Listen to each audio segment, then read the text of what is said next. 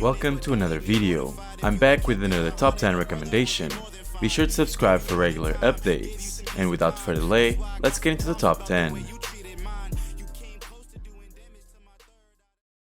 The Manhwa Similar to Soul Leveling was a popular series on this channel. Unfortunately, it had to be removed, so I decided to bring it back. If by any chance you like the series and want more, let me know in the comments down below, because I have many works to recommend.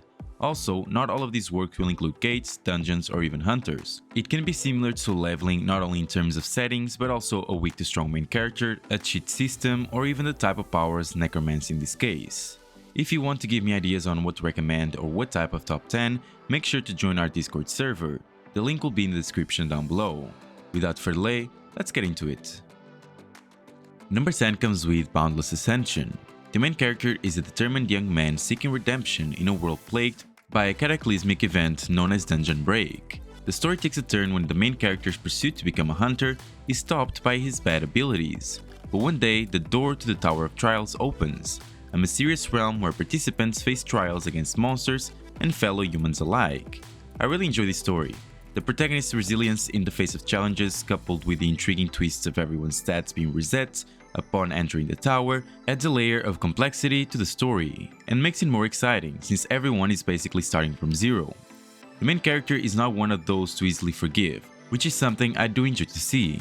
Besides that, art is quite good, and I do think they pay quite a bit of attention to detail, which makes it even more fun to read.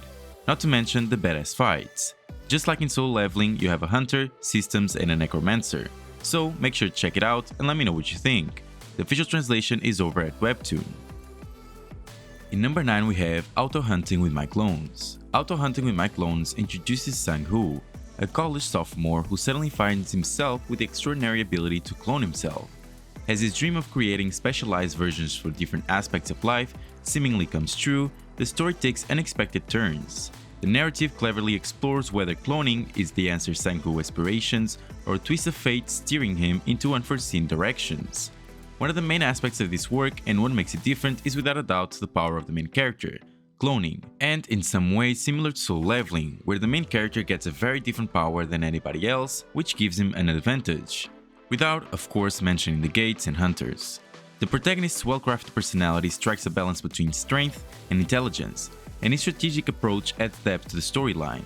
The addition of a good art style and well-developed side characters makes this a very entertaining read, without a doubt something you should check out, so head over to Webtoon for the official translation. Number 8 comes with the SSS rank Hunter's Lucky Draw. The Change is a name given to the day where dungeons and monsters have become a part of reality. Pro gamer Jean, yearned to be a hero, faces disappointment when his abilities prove useless. However, a twist of fate grants him skills allowing him to draw information from the future and summon heroes from the past, unleashing a unique and thrilling gacha system. Now he must navigate a game of luck to ascend as the ultimate hunter. This is definitely a must-read. Pretty much like Soul Leveling, you have a weak to strong main character, and of course, if you mix that with a gacha game, things get very interesting. The protagonist's journey from a disappointed gamer to a formidable awakener, utilizing seemingly useless skills, is a captivating twist. The art, especially during intense fight scenes, is extremely good. This is definitely a work that has gone unnoticed, so if you enjoy Soul Leveling and are looking for your next work, why not give this one a try? The official translation is over at Tapas. In number 7 we have Enrolling in the Transcendent Academy. Enrolling in the Transcendent Academy unveils a world where monster hunting is the norm, and aspiring orphan Seongjun Kim dreams of joining a hunter academy. A twist of fate leads him to the Transcendent Academy, which offers virtual training with history's legendary warriors. Having eagerly followed this manhwa for over 70 chapters, I'm captivated by its uniqueness.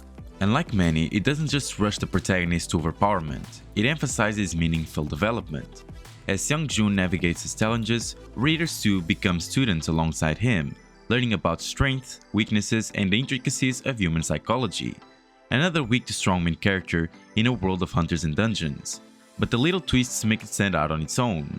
The character development is definitely the star, and to be honest, this was the work that gave me the closest feeling to Soul Leveling. Definitely give it a chance and head over to Webtoon for the official translation. Number 6 comes with SSS Class Revival Hunter. SSS Class Revival Hunter takes readers on a thrilling journey within the mysterious tower, where Kim, initially leading a mundane life, acquires a legendary skill to copy others' abilities, but at the cost of his own life. Killed by the number 1 hunter, the Flame Emperor, Kim discovers that his copied skill allows him to travel back in time upon death, setting the stage for a gripping tale of strategy and competition. I reread this work recently and I'm still in love with it. Even though the setting is pretty usual with hunters and gates or dungeons, just like Soul Leveling, this work takes a different turn and makes it extremely unique. The protagonist's powerful abilities are not all powerful, if you know what I mean. It requires him to strategize and think about the best way to proceed.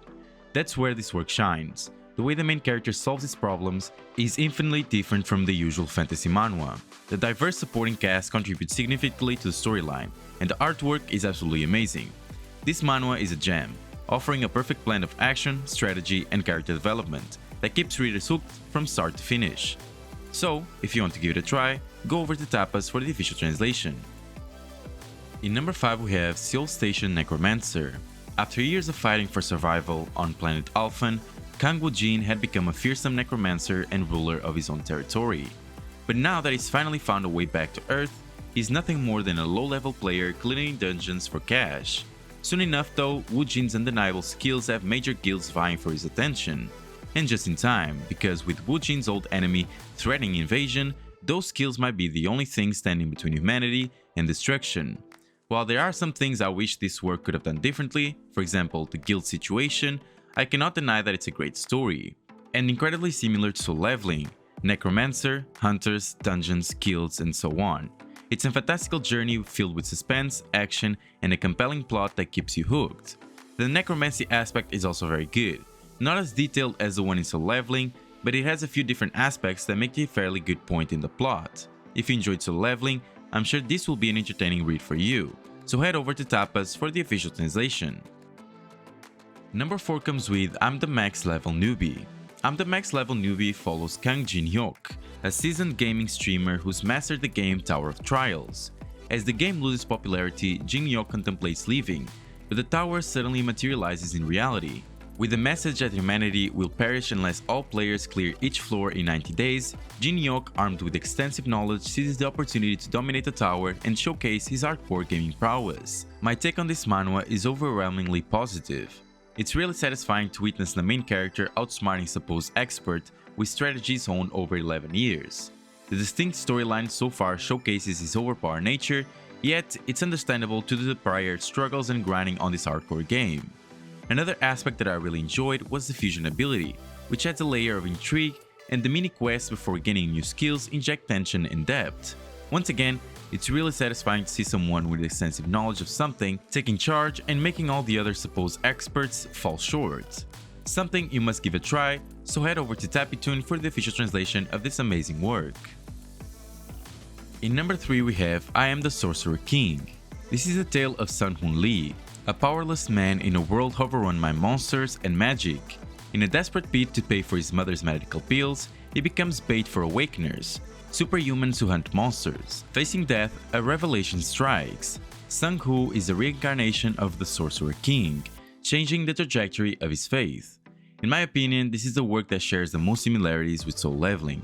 A sick mother, a world with dungeons, hunters, and a main character who is bullied by others, but gets an overpowered awakening. While the genre might share some commonalities with others, the uniqueness lies in the intelligent protagonist, and it's incredibly enjoyable to read.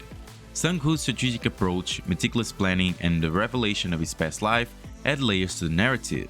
Sometimes it may feel a bit dragged out and slow-paced, but that's because I feel that this story focuses a lot more on the mechanisms of the world, providing explanations and exploring the potential for certain abilities.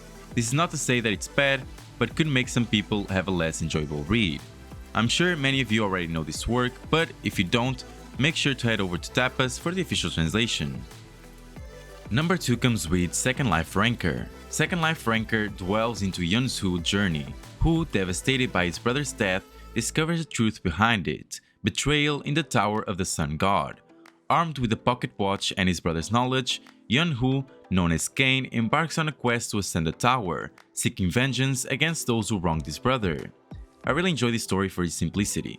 The main character finds out his brother was betrayed, and the path that he follows is one of straight revenge, with no unnecessary complexity. I feel like in terms of the main character, this work is similar to Soul Leveling, a straightforward character with one goal in mind, and badass as well. Of course you do have a tower with challenges and a system with skills and all sorts of stuff.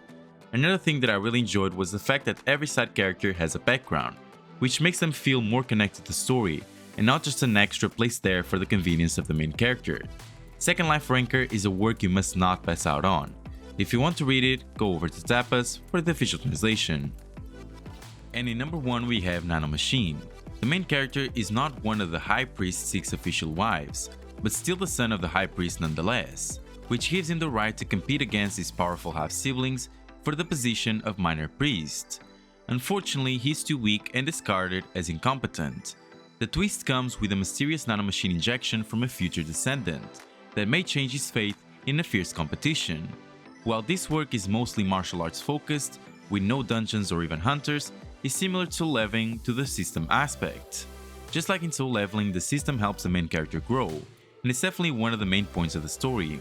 The story, while rooted in revenge, avoids cliches with a well-executed plot twists and escalating stakes. The main character is a standout, breaking the mold of revenge stories with an imperfect protagonist, allowing for significant character development. The art is magnificent, especially during intense combat scenes. A gem like no other, this is a perfect work for you to read if you enjoy the system aspect of Soul Leveling. The official translation is over at Webtoon. Now guys, this was the top 10 manhwa similar to Soul Leveling. Did you find any manhwa that you haven't read yet? Did you like it? Like I said in the beginning, if you want a part 2, let me know in the comments, because I have plenty of works to recommend. If this video helped in any way, leave a like and subscribe to the channel, and don't forget to activate the bell so you don't miss any of my videos. Thank you so much for watching, and I'll see you next time.